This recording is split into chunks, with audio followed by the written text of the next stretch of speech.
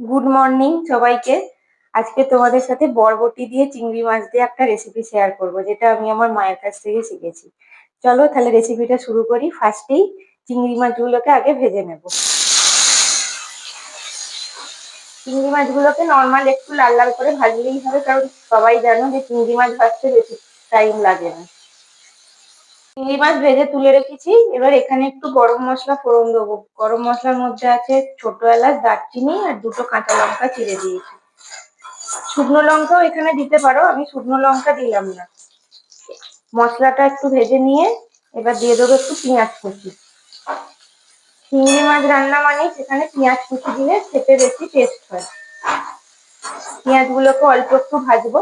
পেঁয়াজটা অল্প golden brown হয়ে গেছে, এবার আলুগুলো দিয়ে দেবো।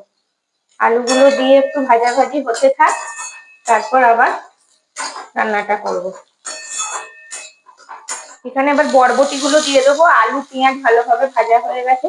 আর এই বরবটি গুলো আমি আগে থেকে একটু ভাপিয়ে নিয়েছিলাম, কেননা বরবটি সেদ্ধ হতে তো একটু টাইম লাগে। বরবটি আলু সব ভালোভাবে ভাজা হয়ে গেছে। এবার এখানে মেন মশলা দিয়ে দেবো। এখানে আছে টমেটো, একটু আদা বাটা আর নর্মাল বেসিক মশলা যা হয় সেইগুলোই। এর মধ্যে নুন চিনি আমি সবই একবারে দিয়ে দিচ্ছি। এবার ভালো করে মশলাটা মিক্স করে নেবো।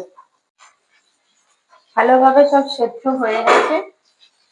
এইবার সব শেষে চিংড়ি মাছগুলো দিয়ে ভালোভাবে মিক্স করে নামিয়ে নেব। হ্যাঁ, অবশ্যই নামাবার আগে ঘি দিতে ভুলবে না, কারণ এটাই মেন। ঘি দিলে এর টেস্টটা আরো ভালো হবে। বরবটি দিয়ে চিংড়ি মাছ রেডি হয়ে গেছে। আমি জাস্ট টেস্ট করে দেখেছি, দারুণ খেতে হয়েছে। তোমরাও একবার বাড়িতে ট্রাই করে দেখো।